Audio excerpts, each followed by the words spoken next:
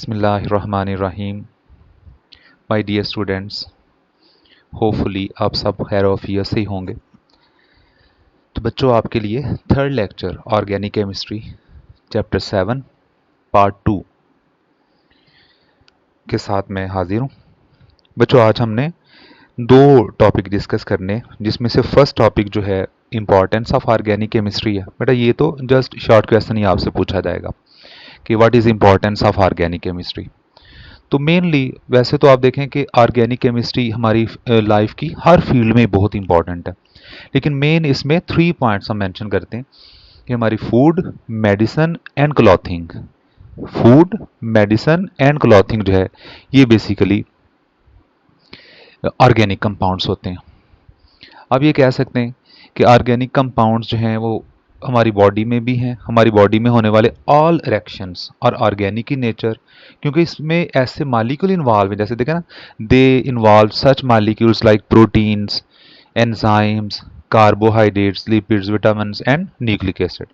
बेटा, ये सारे ऑर्गेनिक कंपाउंड्स हैं जो हमारी बॉडी में होने वाले रिएक्शंस में इन्वॉल्व होते हैं। तो पॉइंट 1 क्या बना कि हमारी बॉडी में होने वाले सारे reactions, all chemical reaction taking place in living system including human body और ऑर्गेनिक इन नेचर।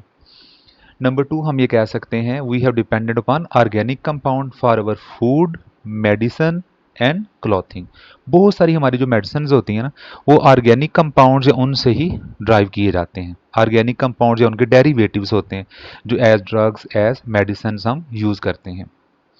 बट उसके अलावा बहुत सारे सिंथेटिक कंपाउंड्स हैं जो ऑर्गेनिक नेचर के हैं, जो हमने ग्रोइंग पॉपुलेशंस की रिक्वायरमेंट के लिए सिंथेटिकली लैब में प्रिपेयर किए हैं। Over the years chemist have learn to synthesise plastic, synthetic rubber, medicine, preservative, paints and so many other.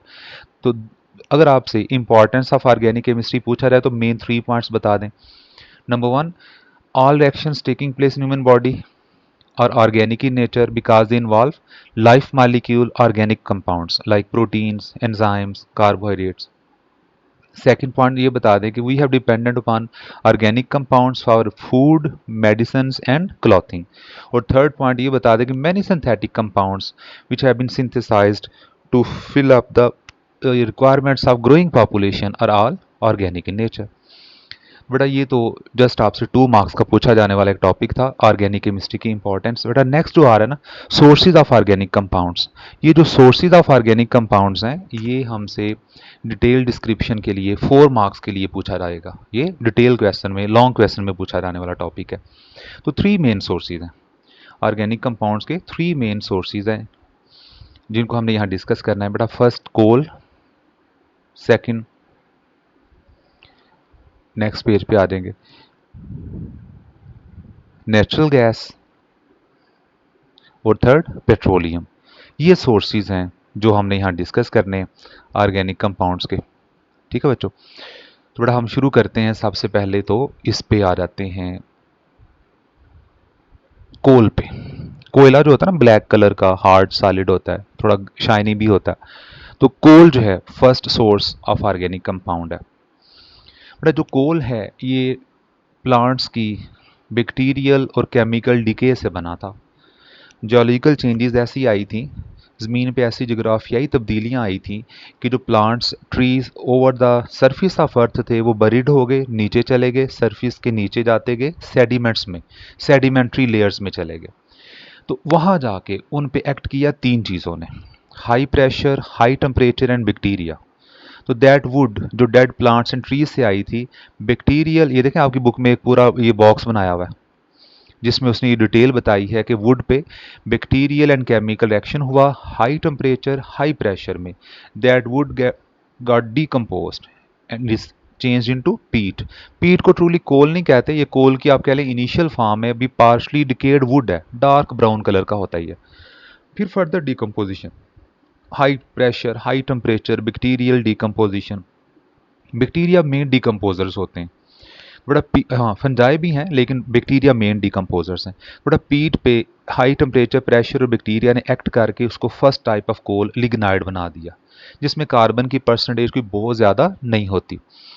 But उसके बाद फर्दर डिके से बिटुमिनस कोल, कार्बन की परसेंटेज और बढ़ जाती है, ये और ज़्यादा हार्ड और ज़्यादा ब्लैक कलर का हो जाता है। सबसे हार्डेस्ट और सबसे ब्लैकेस्ट कलर जो है ना वो एंथ्रासाइट का होता है। हाई क्वालिटी कोल जो है वो एंथ्रासाइट है। तो ये सीक्वेंस याद कर लें, आपसे एमसीक्यूज में पूछा जा सकता है। वुड से पीट, पीट से लिग्नाइट, लिग्नाइट से bituminous coal and finally anthracite आ जाता है। नेक्स्ट है कि जो कोल है इसको बहुत सारे डिफरेंट इंपॉर्टेंट कंपाउंड्स बनाने के लिए भी यूज़ किया जा सकता है। बहुत सारे एरोमेटिक कंपाउंड्स का मेन सोर्स कोल ही होता है, कोयला ही होता है। तो ये जो 121 पेज आपकी बुक में होगा बेटा, उसका जो फर्स्ट पैराग्राफ है इस पे मार्क कर लें, एक शॉर्ट क्वेश्चन पूछा जाता है, व्हाट इज कार्बनाइजेशन और डिस्ट्रक्टिव डिस्टिलेशन। ये सेकंड लाइन में लिखा भी हुआ है, कार्बनाइजेशन और डिस्ट्रक्टिव डिस्टिलेशन। तो कहते हैं when coal is heated in the absence of air at a temperature of 500 to 1000 it decomposed। कोल पे एब्सेंस ऑफ एयर में हाई टेम्परेचर 500 से 1000 अगर अप्लाई करें बड़ा उससे थ्री चीज़ें प्रोड्यूस हो जाती है, थ्री प्रोडक्ट प्रोड्यूस होते हैं। Number one coke, carbon black है। Number two coal gas. Number three coal tar, ये लिक्विड होता है, डार्क ब्लैक कलर का विस्कस लिक्विड होता है। तो अगर मैं एक इक्वेशन में लिखूँ ना तो बेटा कार्बनाइजेशन या डिस्ट्रक्टिव डिस्टिलेशन को एक जस्ट इक्वेशन में ये बताया जा सकता है, कोल एरो, एरो पे लिख लें हाई टेम्परेचर 500 टू 1000 और मेंशन कर दें एब्सेंस ऑफ एयर, और प्रोडक्ट में तीन चीज़ें लिख दें, coke plus coal gas and coal tar. तो कोक को इन कंडीशंस पे coke, coal tar and coal gas में चेंज करने को कार्बनाइजेशन या डिस्ट्रक्टिव डिस्टिलेशन कहते हैं। नेक्स्ट टू पैराग्राफ्स आपने एमसीक्यूज के लिए प्रिपेयर करने हैं। पाकिस्तान के total coal resources 184 billion ton हैं, 184 billion ton. 80% of that coal is use to bake bricks. उसका 80% जो होता है ना, 80% जो उसका होता है वो ईंटें पक्की करने के लिए भट्टों में झोंक दिया जाता है। 80% is use to bake bricks in lime kilns. And बाकी जो 20% है वो हम डोमेस्टिक पर्पजेज में सर्दियों में यूज़ करते हैं, बारबेक्यू वगैरह के लिए भी यूज़ करते हैं, तो वो 20% डोमेस्टिक यूज़ में आ जाता है। तो आगे उसने लास्ट पैराग्राफ में कुछ झूठी बातें भी लिखी हैं कि हम एफर्ट कर रहे हैं कि कोल को पावर जनरेशन में इंड्यूस किए। ऐसा कोई एफर्ट नहीं हो रही, ये जस्ट लिखने वाली बातें और पढ़ने वाली बातें होती हैं। बहरहाल तो बेटा इसको 184 बिलियन टन के टोटल कोल रिसोर्सेज को याद रख लेना है। उसका 80% कोल में, 80% कोल जो है बेकिंग ऑफ ब्रिक्स में यूज़ हो जाता है, और बाकी जो 20% है वो यूज़ करते हैं डोमेस्टिक पर्पजेज में, हीटिंग के लिए, बारबेक्यू के लिए एंड सो मैनी। लास्ट पे उसने ये जो लास्ट पैराग्राफ बताया ना, इसमें से कोई एज सच एमसीक्यू भी नहीं आएगा। ये तो जस्ट एक जैसे पाक स्टडी में डिस्क्रिप्शन ही बताते, ये उसी तरह की थीरी वाली बात है। पढ़ ज़रूर लीजिएगा एक दफ़ा कि पाकिस्तान की गवर्नमेंट कोशिश कर रही है कि कोल को पावर जनरेशन में इंड्यूस किया जाए and so on so on. बेटा नेक्स्ट है second source natural gas. Natural gas ज़ाहिर है जैसे कि आप उसकी हेडिंग में देख रहे हैं, गैशियस कंपोनेंट्स होते हैं कार्बन 1 से कार्बन 4 तक। बेटा नेचुरल गैस में सारे अल्केन्स होते हैं, ये याद रखना है। इनमें कोई अल्कीन या अल्काइन नहीं होता। गैस के अंदर कोई भी अल्कीन डबल बॉन्ड वाला या अल्काइन ट्रिपल बॉन्ड वाला कंपाउंड नहीं है। They contain all alkanes carbon 1 से 4 तक। बल्कि आप कह लें कि जो मीथेन है ना कार्बन 1 वाला, वो इसमें 90% तक होता है। 90% नेचुरल गैस का मीथेन होता है। बाकी 10% में इथेन गैस आ सकती है, प्रोपेन आ सकती है, ब्यूटेन आ सकती है। तो नेचुरल गैस भी हम एज कॉमन फ्यूल भी यूज़ करते हैं। इसको एज इल्यूमिनेटिंग सोर्स लाइट के लिए भी यूज़ किया जाता है, गैस लैंप्स वगैरह में। और बेटा इसके डिफरेंट इंडस्ट्रीज़ में, पावर जनरेशन में और उसके अलावा फर्टिलाइजर इंडस्ट्री में इसकी एप्लीकेशंस होती हैं। नेक्स्ट आ जाता है जो इसका थर्ड सोर्स है, पेट्रोलियम। थर्ड पेट्रोलियम आ गया। बट जो पेट्रोलियम है, ये जो वर्ड है ना पेट्रोलियम, ये लैटिन वर्ड एक है जिसका मीनिंग बनता है oil of rock, oil of rocks, rocks का ऑयल, यानी ऐसा ऑयल जो रॉक्स में से एक्सट्रैक्ट किया जाए, ज़मीन में से, सेडिमेंट्स में से माइनिंग के थ्रू निकाला जाए, उसे कहते हैं पेट्रोलियम। ठीक है, जैसे भी मैं बता रहा था कि एक लैटिन वर्ड, असल में टू वर्ड्स का ये कॉम्बिनेशन बन जाता है। पेट्रा, पेट्रा का मतलब होता है रॉक, एंड ओलियम, ओलियम का मतलब होता है ऑयल। पेट्रा ओलियम, जिसको हम पेट्रोलियम कह देते हैं। Petra for rock and oleum for oil, यानी वो ऑयल जो रॉक्स में से निकाला जाए। बट इसको क्रूड ऑयल भी कहते हैं, इसको क्रूड ऑयल भी कहते हैं, मिनरल ऑयल भी कहते हैं। कहते हैं mineral oil is called petroleum when it is in the refined form. जो क्रूड ऑयल या मिनरल ऑयल रिफाइन किया जाए, प्यूरिफाई किया जाए, तब उसे पेट्रोलियम कह देते हैं। बट अब पेट्रोलियम के बारे में कहा जाता है इट इज, ये बड़ा क्लासिकल सेंटेंस में बोलने लगा हूं, ये लिख लें, ये बड़ा इंपॉर्टेंट एक सेंटेंस बोलने लगा हूं। पेट्रोलियम के बारे में ये कहा जाता है it is useless product containing useful components. Petroleum is useless product containing useful components. बेटा पेट्रोलियम एक केमिकल डिके का, क्योंकि प्रोडक्ट तो एक रिएक्शन में प्रोड्यूस होता है ना, बेटा ये केमिकल डिके का एक रिएक्शन था। डेड एनिमल्स की बॉडी डिकम्पोज हुई, उसकी डिकम्पोजिशन का प्रोडक्ट जो है वो ये ऑयल था, मड की फॉर्म में है। तो मड की फॉर्म में तो ये यूजलेस है। उस मड को ना तो आप डायरेक्टली आप गाड़ी में यूज़ कर सकते हैं, ना एज अ फ्यूल यूज़ कर सकते हैं। बड़ा ये यूजलेस है, यूजलेस प्रोडक्ट है, लेकिन इसमें बड़े यूजफुल कंपोनेंट्स हैं।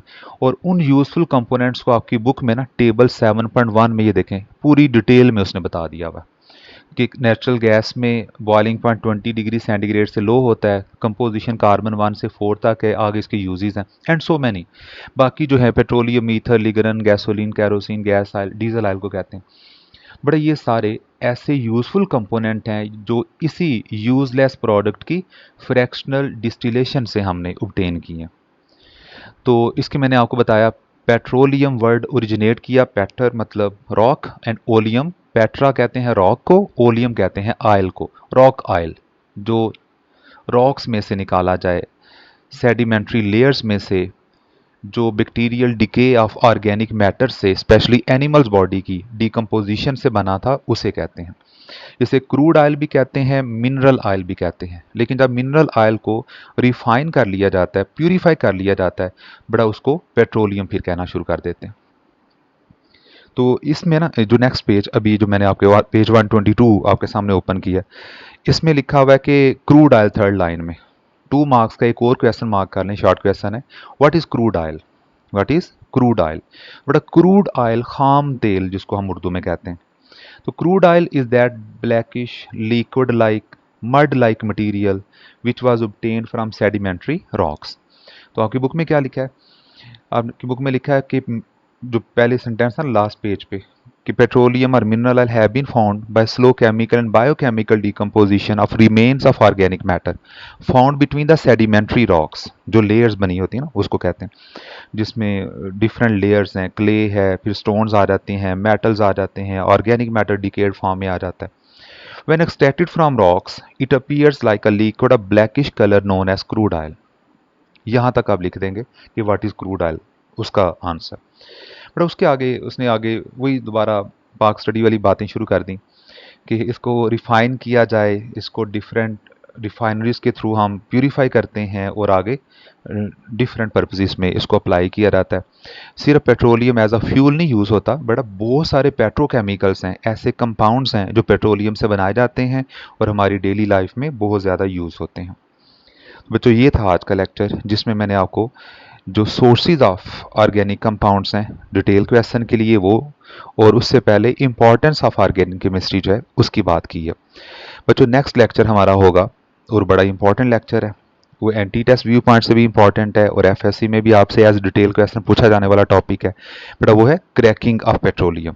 क्रैकिंग ब्रेक करने को कहते हैं। पेट्रोलियम की क्रैकिंग का प्रोसेस कैसे किया जाता है ये आपको बहुत ही अच्छे और ईजीएस्ट वे में नेक्स्ट लेक्चर में बताया जाएगा। ठीक है जी, तो अंटिल देन खुश रहें, दुआओं में याद रखें, अल्लाह ताला आपको हमेशा कामयाब करे, कामरान करे। बड़ा अपने पेरेंट्स का ख्याल रखें, वो अल्लाह ताला की बहुत बड़ी नेमत है हमारे लिए, उनसे दुआएं लिया करें, अपने टीचर से दुआएं लिया करें, बड़ों से दुआएं लिया करें, छोटों का ख्याल रखा करें। मेरे लिए भी दुआ कीजिएगा, अल्लाह ताला मुझे भी इसी तरह आप लोगों को सर्व करने की, आप लोगों के लिए आसानियाँ और ज़्यादा आसानियाँ पैदा करने की तौफीक दे। ओके बच्चों, अल्लाह हाफिज़।